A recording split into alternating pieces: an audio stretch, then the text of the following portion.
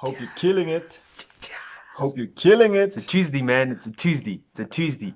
We're having that conversation That no one wants to talk about. that nobody wants to hear. We're talking about money. We're talking about We're money. talking about money. We're talking about wealth, man. Please stay tuned.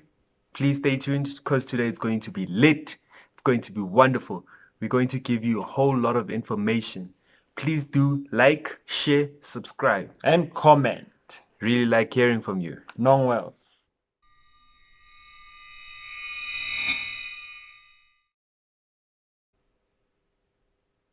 Let's talk about money. Money. So, tell us, man. What is it what comes to mind when you think about the differences? Because I think that we've all heard these words, but then now in terms of conceptualizing and actually differentiating the difference between rich and wealth, people tend to not understand the difference. Yes. So I'd like to get your thoughts on that. Okay, here are my thoughts, right? You have wealth and you have rich, right? You have wealth and you have rich. I feel like this is a process, right? So now you first start with being rich, right? So now being rich is to acquire a whole lot of money. Do you understand what I'm saying? Yes, I'm with you. I'm with you. You acquire a whole lot of money that is able to buy you all these fancy things that everyone wants to get. It can get you the cars, it can get you the lifestyle, you know? The vacations. The vacations, the vacations. It could get you everything, you see? But now once you start tapping into wealth, Okay. is that now you're planning for the next 2 generations or the next generation. Because now what happens most of the time is that, I know with my parents, what they did is that they only save and generate wealth that will sustain them after retirement. But now once you start tapping into generational wealth whereby you can actually give to your kids and it actually comes to them monthly, giving them that monthly cash flow, I think that's what wealth is. In essence, can we say that the difference between rich and wealth is sustainability? Yes. With regards to being rich, you can acquire as much abundance, and then now, but when we're tapping into wealth, we're talking about abundance. We're talking about abundance with sustainability. Yeah. Okay. Yeah. The thing that I have a difficult problem with Yeah. is that why don't we actually talk about wealth at our dinner tables? Why don't we actually encourage or teach the future generations with wealth? Or not even wealth, maybe money. Why don't we teach the next generation with money? Why don't we talk about money at our dinner tables? I mean, we can say that this is one of the main reasons why we're having problems with regards to conceptualizing the idea or the concept of money and actually our spending habits, because it's more of something that you give, you get and you give. You get, you give. You get, you give. There's not the process is not actually underlined or unfolded to the kids out there. Okay, if I'm giving you $10 today for lunch or whatever, it's not a matter of fact I'm giving you $10, you should spend it.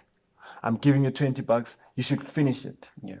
So we're not actually having this conversation with the youth or with our kids that if I'm giving you this money, this is the money that I worked hard for, how do you actually multiply that? Because now that will actually trigger something within the mind of the child that, well, wait a minute, I need to be proactive to money, not reactive. Because now I remember back then, back in my high school days, sorry my friend for exposing you like this, but now what had happened is that my friend lived close by to a wholesaler. Okay. So now what I would do is that I would give him money and then he'd go stock and then he'd sell the sweets. And then at the end of the week, we'd actually divide the money amongst ourselves. Right? So now that's a trick that I actually learned at an earlier stage, whereby now you're going to be investing in someone and then at the end of the week you'd get that dividends. So now moving to the next thing within the money topic is that we have 3 types of cash flow, rather earned, how to actually earn money, right? Yeah. There are only 3 ways that I know of at least, right? The first one would be earned income. Earned income is whereby you work, right? Be it in your business or getting a job. This is how you actually earn money. when you give a skill or when you give information to someone, Or when you give your time. right? Yeah. You get that earned income, right? So now the second one would be the portfolio income. The portfolio income is actually taking your money, putting in a financial institution, and then waiting after a certain period agreed between you and that financial institution. Okay, can I just jump on this one? Yeah. Because I think with regards to portfolio, we should understand something and we should come into realization of something, that mathematics is very important, guys. I know that a lot of people hate mathematics, but mathematics is very important, because now with regards to mathematics, especially when we're speaking about portfolio, on the level of financial maths, that's when we speak of your various approaches or various formulas. So for instance, if I can give you an example, some portfolios will give you compound interest over simple interest. And now, if you don't know the difference between the two, compound interest and simple interest, that's when you'd rather fall into any portfolio, because somebody will convince you, hey, do you have money level? Because we heard that while you were still in high school, you did a trick or two. So you must have money. So how about you invested within this one? And then only to find out that the returns are not so well. So I think it's important that we actually tap into financial maths. I think that will be one of the topics that will unfold as time goes, so that we can prepare. Yeah, sure. So now the last one that we have is the one of passive income.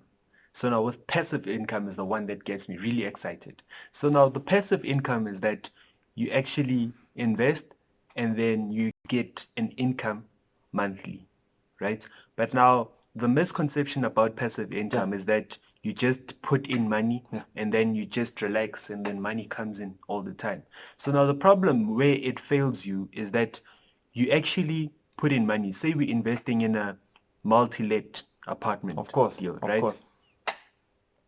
This is also known as passive income because now there won't be any day-to-day runnings, right?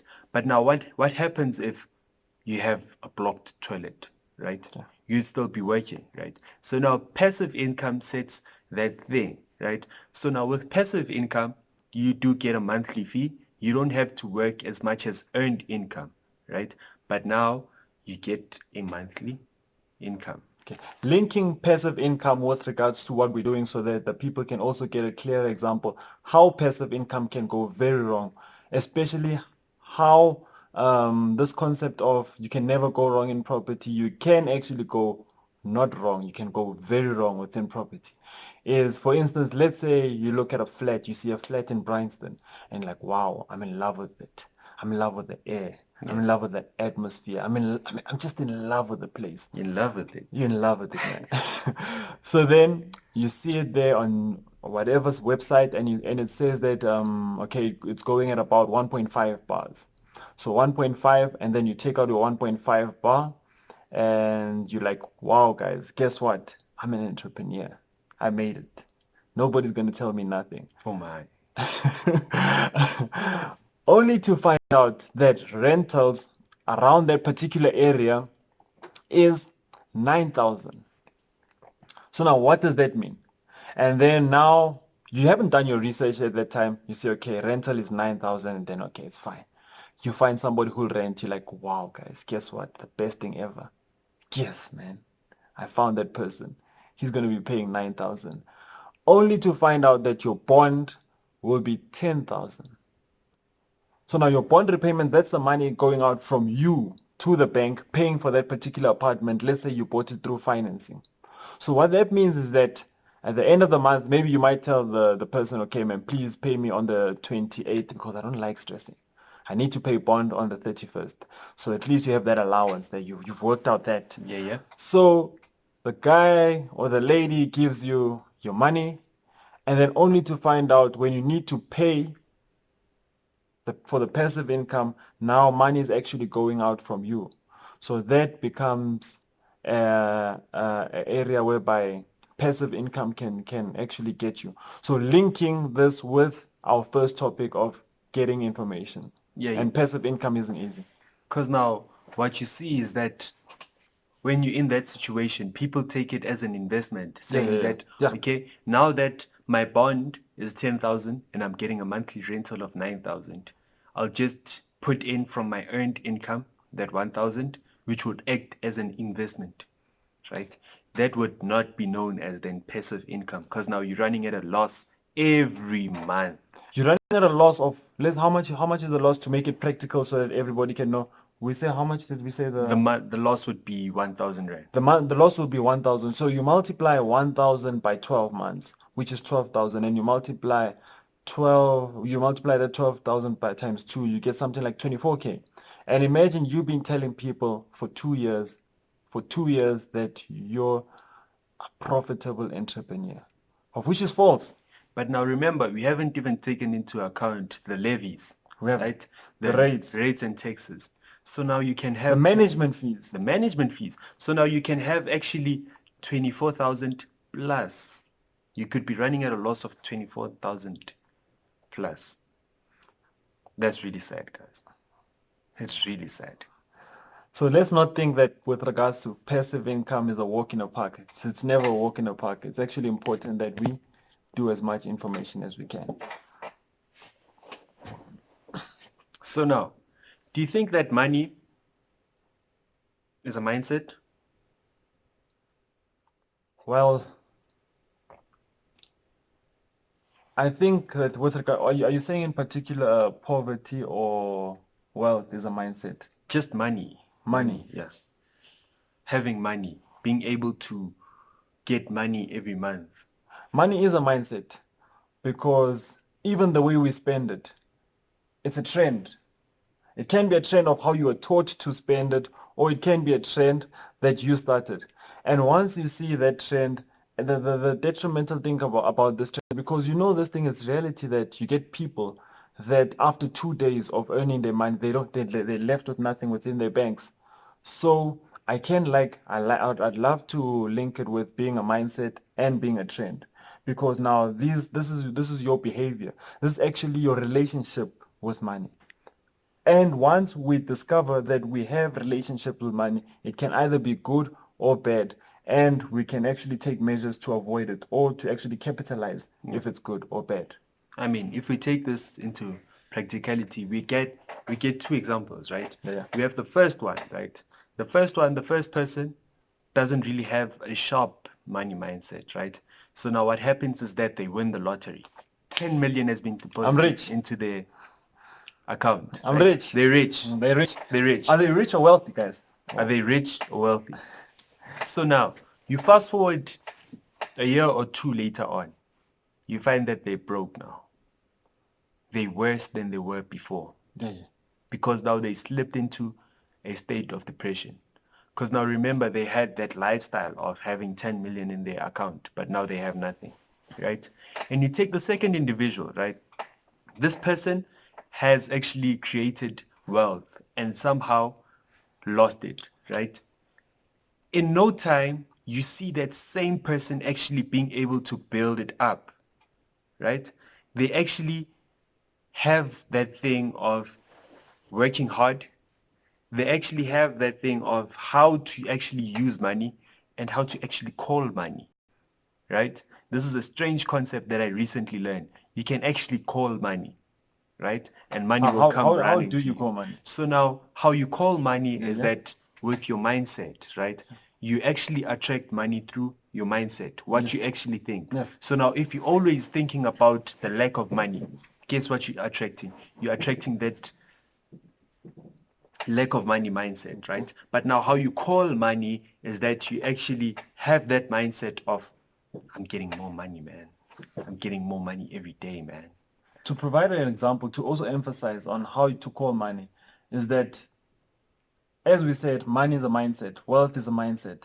So now, if you know that you don't have money and you have access to facilities of credit, that's how you can call money. Yeah. Because now I'll be taking credit and investing it for returns. Goes back to money being a Mindset. So now, the last thing that we wanted to talk about is financial freedom. I'm free. So with regards to financial freedom, that's linked straightforward with being wealthy. So now, because now what we'd like to believe that financial freedom is that I can live a particular lifestyle, I can meet my needs and wants without having any problems. So now we highlighted the three ways of actually getting income, and all of these three ways can lead to financial freedom depending on how your mindset is. So now how do you check if you're financial free? So now this is how I went on to check about if I'm financially free or not, right? So now what I did is that I'll take my earned income, right?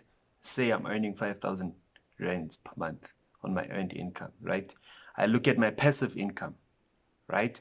If my passive income meets my earned income, or rather my passive income meets my monthly expenses, then we could then say we are financially free, right? But now remember, what we want to actually be building is what? Generational wealth rather than financial freedom, right? Because now financial freedom is just the stepping block. It's just the steps towards moving to wealth. So now once you get to a point whereby your passive income meets your earned income, then you're on the right step to financial freedom. And in order for us to actually get there, I think it's very important. I don't think, I know it's very important that everybody knows what return on investment is. Return on investment is something that should click every time you do an investment. So whether it be with a portfolio, whether it be with passive income, you need to know what is your return on investment. Because I remember I was being asked this question, when do you actually make a profit? You don't make a profit at the end of the business transactions once you get the money. You actually make a profit once you're done with your planning.